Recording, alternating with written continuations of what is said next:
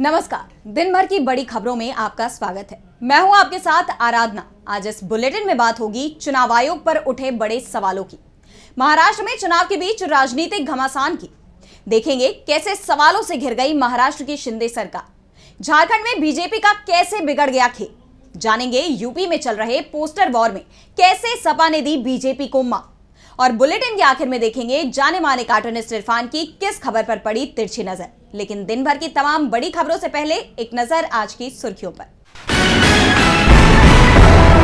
दिवाली के मौके पर राहुल गांधी ने पेंटर और कुम्हार परिवारों से की बातचीत, वीडियो शेयर कर लिखा, एक दिवाली उनके साथ जिनकी मेहनत से रोशन है भारत। वायनाड दौरे पर जाएंगी कांग्रेस महासचिव प्रियंका गांधी, 3 और 4 नवंबर को 12 से ज्यादा जनसभाओं को करेंगी संबोधित। वन नेशन वन इलेक्शन के खिलाफ सीपीआई, देश की एकता के लिए बताया खतरा। मुंबई टेस्ट में पहले दिन का खेल समाप्त, न्यूजीलैंड पहली पारी में 235 पर सिमटी, भारत की पहली पारी में 4 विकेट पर 86 रन। ये तो थी सुर्खियां। अब बात आज की सबसे बड़ी खबर की। महाराष्ट्र और झारखंड विधानसभा चुनाव के बीच चुनाव आयोग ही सवालों में घिर गया है। हरियाणा के नतीजों को लेकर जो सवाल कांग्रेस ने उठाए थे और जो सबूत दिए थे उसे चुनाव आयोग ने खारिज कर दिया, लेकिन कांग्रेस ने चुनाव आयोग को फिर घेर लिया है।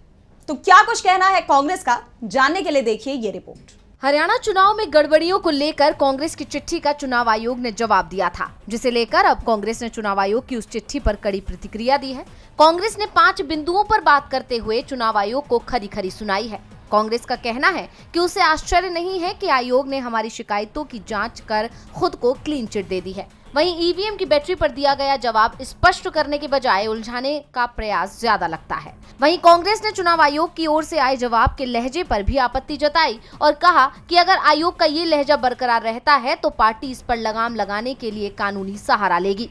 कांग्रेस ने आगे आरोप लगाया कि उसने आयोग से पीएम मोदी और गृह मंत्री अमित शाह के खिलाफ 100 से ज्यादा शिकायतें की थी, लेकिन आयोग ने कोई एक्शन नहीं लिया। आयोग के इस रवैये पर हमला करते हुए कांग्रेस ने लिखा कि हम नहीं जानते कि कौन है जो चुनाव आयोग को सलाह दे रहा है या रेगुलेट कर रहा है, लेकिन ऐसा लगता है कि आयोग इस बात को भूल गया है कि वो संविधान के तहत बनाया गया एक निकाय है जिस पर कुछ अहम कार्यों का निर्वहन करने की जिम्मेदारी है। अब अगर चुनाव आयोग अपनी जिम्मेदारी पूरी नहीं करेगा तो सुप्रीम कोर्ट का दरवाजा खटखटाना पड़ेगा। यानी कांग्रेस ने चुनाव आयोग को करारा जवाब दिया। अब देखना होगा चुनाव आयोग की तरफ से इस पर क्या जवाब आता है। हरियाणा विधानसभा चुनाव को लेकर कांग्रेस ने चुनाव आयोग को न सिर्फ जवाब दिया बल्कि उसकी कार्यशैली पर सवाल भी खड़े कर दिए हैं। तो सवाल महाराष्ट्र में भी उठ रहे हैं। कांग्रेस ने डीजीपी रश्मि शुक्ला को हटाने की मांग की है, साथ ही चुनाव आयोग को चेतावनी भी दे दी है। इस बीच आयोग की तरफ से नामांकन को लेकर बड़ी अपडेट सामने आई है। महाराष्ट्र चुनाव के लिए मतदान से पहले चुनाव आयोग समेत प्रशासन सवालों के घेरे में आ गया है। कांग्रेस राज्य की डीजीपी रश्मि शुक्ला को हटाने की मांग पर अड़ गई है। इसे लेकर पार्टी ने चुनाव आयोग को चिट्ठी लिखी। महाराष्ट्र कांग्रेस अध्यक्ष नाना पटोले ने अपनी इस चिट्ठी में आरोप लगाया कि शुक्ला एक विवादास्पद अधिकारी हैं, जिन्होंने पूर्व में बीजेपी का पक्ष लिया है और उनके पद पर बने रहने से निष्पक्ष और पारदर्शी तरीके से चुनाव कराने पर शक पैदा होने की गुंजाइश बनी रहेगी। इसके साथ ही कांग्रेस ने चेतावनी दी कि अगर उनकी मांग को नजरअंदाज किया गया तो पार्टी कोर्ट का रुख करेगी। वहीं शिवसेना यूबीटी सांसद संजय राउत ने आरोप लगाया कि रश्मि शुक्ला ने उनके और तमाम विपक्षी नेताओं के फोन टैप करवाए हैं और उसकी जानकारी देवेंद्र फडणवीस सहित तमाम नेताओं को देने का काम किया, जिसे लेकर चुनाव से पहले प्रदेश में सियासत तेज है। इस बीच खबर है कि महाराष्ट्र में 288 विधानसभा क्षेत्र के लिए दाखिल 7,994 उम्मीदवारों के नामांकन पत्र जांच के बाद वैध पाए गए।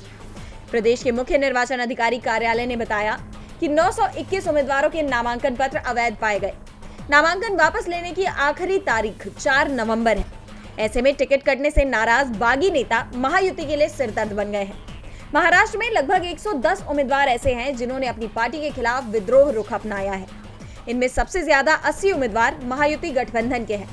इसमें बीजेपी के 44, शिंदे गुट की शिवसेना के 22, जबकि अजित पवार की एनसीपी से 14 उम्मीदवारों का नाम शामिल है। कहा जा रहा है कि ये उम्मीदवार महायुति का सियासी खेल बिगाड़ सकते हैं और इसका खामियाजा सियासी दलों को भुगतना पड़ सकता है। महाराष्ट्र में जहां सत्ताधारी महायुति गठबंधन बागियों के तेवर से परेशान है, तो उसकी परेशानी पार्टी उम्मीदवार भी बढ़ा रहे हैं। नामांकन भरने की प्रक्रिया पूरी होने के बाद सभी नेताओं की डिटेल सार्वजनिक डोमेन में आ गई है कि किसके पास कितनी संपत्ति है तो किसके खिलाफ कितने मुकदमे दर्ज हैं। और डेटा के मुताबिक शिंदे सरकार के कैबिनेट मंत्रियों में से अधिकांश की नेटवर्थ में इजाफा हुआ है, जिसे लेकर सवाल खड़े हो रहे हैं। देखिए ये रिपोर्ट। महाराष्ट्र में विधानसभा चुनाव को लेकर राजनीतिक पारा हाई है। उम्मीदवारों के नामांकन की प्रक्रिया पूरी हो चुकी है। ऐसे में महाराष्ट्र सरकार के मंत्रियों ने अपने नामांकन में अपनी संपत्ति को लेकर चुनाव आयोग के साथ जो जानकारी शेयर की है, उसमें कई चौंकाने वाले तथ्य सामने आए हैं।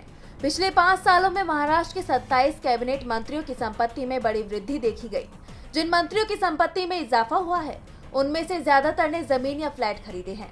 जिन मंत्रियों की संपत्ति में वृद्धि हुई, उनमें महिला एवं बाल विकास मंत्री आदिति तटकरे का नाम भी शामिल है। उनकी संपत्ति में 772% का इजाफा देखा गया। 2019 में मंत्री की संपत्ति 39 लाख रुपए थी, जो अब बढ़कर 3.4 करोड़ रुपए हो गई। लोक निर्माण मंत्री रविंद्र चव्हाण की कुल संपत्ति 117% बढ़कर 7 करोड़ रुपए से 15.5 करोड़ रुपए हो गई। मंत्री संजय राठौड़ की संपत्ति 5.9 करोड़ रुपए से बढ़कर लगभग 15.9 करोड़ रुपए हो गई, जो 220% का इजाफा है। वहीं सीएम एकनाथ शिंदे की कुल संपत्ति में 66% की बढ़ोतरी देखी गई। एनसीपी प्रमुख अजीत पवार और देवेंद्र फडणवीस की कुल संपत्ति में 44% और 56% की वृद्धि हुई। वहीं 3 मंत्री मनी लॉन्ड्रिंग से संबंधित ईडी की जांच का सामना कर रहे हैं। इसमें अजीत पवार और उनके सहयोगी हसन मुशर्रफ महाराष्ट्र राज्य सहकारी बैंक मामले में, जबकि मंत्री छगन भुजबल जमानत पर हैं। मुशर्रफ को ईडी की छापेमारी और पूछताछ का सामना करना पड़ा था, जबकि अजीत पवार से इस मामले में कभी पूछताछ ही नहीं की गई। ऐसे में सवाल ये उठ रहे हैं कि सत्ता पक्ष के नेताओं की संपत्ति अचानक से कैसे बढ़ सकती है? क्या सत्ता पक्ष के नेता भ्रष्टाचार में संलिप्त हैं? ऐसे तमाम सवाल महायुति पर खड़े हो रहे हैं। महाराष्ट्र में महायुति मुश्किल में नजर आ रहा है, तो मुश्किलें झारखंड की जेएलकेएम पार्टी की भी बढ़ गई हैं। हाल ही में जेएमएम ने बीजेपी के कई नेताओं को अपने पाले में ले लिया था। वहीं अब एक और नेता के जेएमएम में शामिल होने की खबर सामने आई है। जेएलकेएम का बड़ा चेहरा माने जाने वाले अकील अख्तर ने बीच चुनाव में जेएमएम का दामन थामकर जेएलकेएम को दोहरा झटका देने का काम किया है। झारखंड चुनाव के बीच जेएलकेएम को बड़ा झटका लगा है। जेएलकेएम यानी झारखंड लोकतांत्रिक क्रांतिकारी मोर्चा के अकील अख्तर उर्फ रिजवान क्रांतिकारी ने जेएमएम का दामन थाम लिया है। खुद झारखंड के सीएम हेमंत सोरेन ने उन्हें पार्टी की सदस्यता दिलवाई। इसके साथ ही रिजवान ने गांडेय सीट से अपना नामांकन वापस ले लिया है। बता दें कि गांडेय सीट से जेएमएम की कल्पना सोरेन उम्मीदवार हैं। रिजवान जेएलकेएम का बड़ा चेहरा माने जाते थे। ऐसे में अगर वो जेएलकेएम से चुनाव लड़ते तो जेएमएम को नुकसान होता और वोट बढ़ जाते। इसलिए चुनाव के दौरान उनके जेएमएम में शामिल होने से जेएलकेएम प्रमुख जयराम महतो को बड़ा झटका लगा है, क्योंकि अब गांडेय सीट से जेएलकेएम का कोई भी नेता नामांकन दाखिल नहीं कर सकता, क्योंकि नामांकन की तारीख अब खत्म हो चुकी है। यानी रिजवान ने जेएलकेएम छोड़कर पार्टी को दोहरा झटका दे दिया है। बताते चले कि हाल ही में जेएमएम ने लुइस मरांडी सहित बीजेपी के तमाम नेताओं को अपने पाले में ले लिया था, तो वहीं अब रिजवान के भी जेएमएम में आ जाने से झारखंड चुनाव में जेएमएम की स्थिति और ज्यादा मजबूत मानी जा रही है। झारखंड में जेएमएम यानी इंडिया गठबंधन मजबूत होता दिखाई दे रहा है, तो उत्तर प्रदेश में भी इंडिया गठबंधन बीजेपी को कड़ी चुनौती दे रहा है। इस बीच सपा और बीजेपी में पोस्टर वॉर छिड़ गई है। सपा की तरफ से जारी किए गए एक पोस्टर ने बीजेपी की मुश्किलें बढ़ा दी हैं। पोस्टर के जरिए विपक्ष की तरफ से सीएम योगी को करारा जवाब दिया गया। तो आखिर क्या है पूरा मामला? कैसे सपा के एक पोस्टर ने बीजेपी को किया बेचैन? जानने के लिए देखिए ये रिपोर्ट। यूपी में होने वाले उपचुनाव के मतदान के लिए सभी पार्टियां अपनी रणनीतियों पर काम कर रही हैं। सपा और बीजेपी दोनों ही दलों के बीच तीखी बयानबाजी देखने को मिल रही है। यूपी में पोस्टर वोट थमने का नाम ही नहीं ले रहा है और अब सीएम योगी के बटेंगे तो कटेंगे के नारे पर पलटवार करते हुए समाजवादी पार्टी ने नया नारा जारी किया है। बीजेपी के बटेंगे तो कटेंगे के जवाब में सपा ने जुड़ेंगे तो जीतेंगे का नारा दिया। बता दें कि राजभवन चौराहे से समाजवादी पार्टी कार्यालय की तरफ जाने वाली सड़क पर ये पोस्टर लगाए गए और ये पोस्टर सपा नेता विजय प्रताप यादव ने लगवाए हैं, जिसमें लिखा है जुड़ेंगे तो जीतेंगे। पोस्टर में सपा प्रमुख अखिलेश यादव की तस्वीर भी लगाई गई है। सपा ने इस पोस्टर के जरिए सीएम योगी और बीजेपी पर हमला बोला है। इसके साथ ही उन्होंने सपा कार्यकर्ताओं के बीच एकता बनाए रखने का संदेश दिया है। हाल ही में सीएम योगी ने बटेंगे तो कटेंगे का नारा दिया था, जिसके बाद इस नारे पर सियासी संग्राम छिड़ गया। बता दें कि ये कोई पहला पोस्टर नहीं है। इससे पहले भी सपा की तरफ से इस तरह के पोस्टर जारी किए जा चुके हैं, जिसमें लिखा था 27 का सत्ताधीश। यानी कि सपा ने पोस्टर के जरिए सीधे सीधे यूपी में 2027 में होने वाले चुनाव को साधने की कोशिश की और अब नए पोस्टर के जरिए यूपी के मतदाताओं को एकजुट करने की कोशिश की जा रही है। इंडिया गठबंधन अभी से 2017 के चुनावों को साध रहा है और जीत के दावे कर रहा है, तो कनाडा ने भी बड़ा दावा किया है। कनाडा की तरफ से हिंदुस्तान पर एक और गंभीर आरोप लगाया गया है, जिसे लेकर चर्चाएं काफी तेज है। पहले से ही दोनों देशों के रिश्तों में काफी तनाव देखा जा रहा है। ऐसे में कनाडा की तरफ से आए इस बयान ने इस तनाव को और बढ़ा दिया है। तो क्या नए आरोप लगाए हैं कनाडा ने? जानने के लिए देखिए ये रिपोर्ट। भारत कनाडा के रिश्ते बेपटरी हो गए हैं और अब इनके सुधरने की भी कोई उम्मीद नजर नहीं आ रही, क्योंकि कनाडा की तरफ से आरोपों का सिलसिला थमने का नाम नहीं ले रहा। कनाडा के पीएम जस्टिन ट्रूडो ने पहले हिंदुस्तान पर खालिस्तान समर्थक निज्जर की जान लेने की साजिश में शामिल होने के आरोप लगाए, जिसमें उन्होंने गृह मंत्री अमित शाह पर प्रमुख रूप से आरोप लगाए और अब वो हिंदुस्तान पर साइबर जासूसी के आरोप लगा रहे हैं। हालांकि उनके पास सबूत किसी भी मामले में नहीं है। इस बार कनाडा की एक खुफिया एजेंसी ने हिंदुस्तान पर आरोप लगाया। एजेंसी का आरोप है कि हिंदुस्तान साइबर तकनीक के माध्यम से अलगाववादियों पर विदेश में नजर रख रहा है और ये भी कहा कि हिंदुस्तान कनाडा पर साइबर हमला कर रहा है। लगातार कनाडा की सरकारी वेबसाइट को निशाना बनाया जा रहा है। साइबर सुरक्षा के लिए कनाडाई केंद्र की प्रकाशित वार्षिक रिपोर्ट में दावा किया गया कि हिंदुस्तान और कनाडा के खराब होते द्विपक्षीय संबंधों के मद्देनजर कनाडा के खिलाफ भारत द्वारा प्रायोजित साइबर खतरे की गतिविधि को बढ़ावा मिलेगा। मामले में बयान देते हुए कनाडा के संचार सुरक्षा प्रतिष्ठान के प्रमुख कैरोलीन जेवियर ने कहा कि ये साफ है कि हम भारत को एक उभरते साइबर खतरे वाले देश के रूप में देख रहे हैं। उन्होंने हिंदुस्तान और कनाडा के बीच रिश्ते खराब होने की वजह इन साइबर हमलों को बताया, जिसके बाद माना जा रहा है कि आने वाले समय में हिंदुस्तान कनाडा के रिश्ते और तल्ख हो सकते हैं। कनाडा के आरोपों से दोनों देशों के रिश्ते और खराब होने की संभावना जताई जा रही है, तो बढ़ती महंगाई से जनता का भी हाल बेहाल है। नवंबर की पहली तारीख आने के साथ ही देश में कई बड़े बदलाव देखने को मिल रहे हैं, जिसका सीधा असर आम आदमी के जीवन पर पड़ने वाला है। कई नियम बदले गए तो कई चीजों के दाम में भी बढ़ोतरी देखी गई। चीजें और महंगी हो गई हैं, जिससे जनता की जेब पर बड़ा फटका लगा है। तो इस महीने क्या बड़े बदलाव हुए हैं, जानने के लिए देखिए ये रिपोर्ट। नवंबर की शुरुआत के साथ ही जनता को महंगाई का फटका लगा है। दीपावली छठ के महापर्व के कारण जहां बाजार रोशन है, तो जनता के लिए त्योहारों में खरीदारी मुश्किल नजर आ रही है। सबसे पहले रसोई का बजट बिगाड़ने वाली खबर सामने आई है। 1 नवंबर से कमर्शियल एलपीजी गैस की कीमतों में 62 रुपए का इजाफा हो गया है। वहीं 5 किलो वाले एफटीएल सिलेंडरों की कीमतों में भी 15 रुपए की बढ़ोतरी हुई है। तो पेट्रोल डीजल की दरें भी बढ़ गई हैं।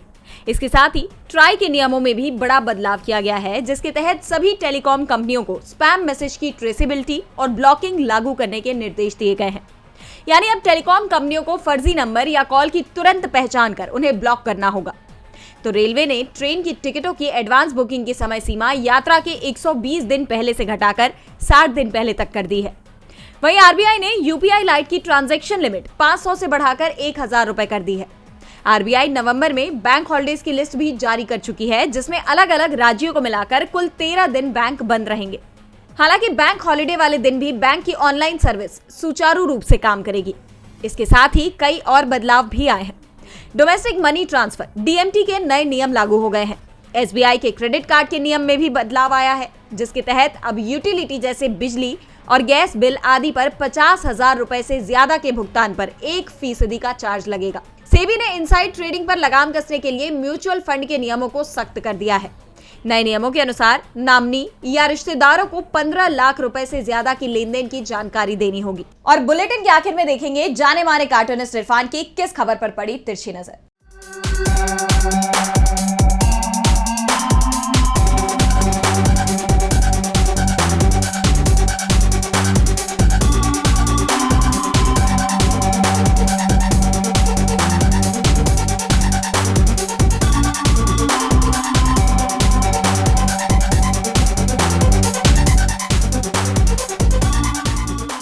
महाराष्ट्र में जबरन चुनी हुई बीजेपी और शिवसेना की सरकार, शिवसेना यानी कि शिंदे की पार्टी की सरकार, उनके बागी उम्मीदवार अब उनके ही सिरदर्द बन गए हैं।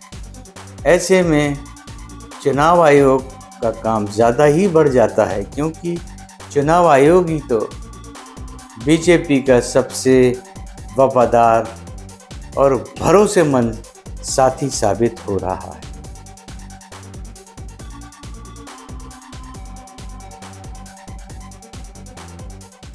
बहुत बहुत शुक्रिया इरफान जी। तो आज इस बुलेटिन में इतना ही। आप देखते रहिए डीबी लाइव। नमस्कार।